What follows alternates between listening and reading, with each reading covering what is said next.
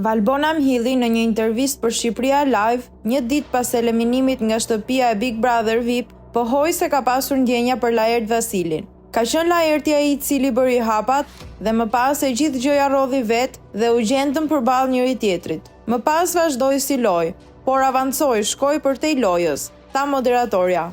Sipas saj, Lajerti ka kërkuar të shkëmbenin puthje në një pjesë të shtëpisë me pretendimin se nuk e kapnin kamerat, pavarësisht se çdo cep i Big Brother është i monitoruar 24 orë në 24.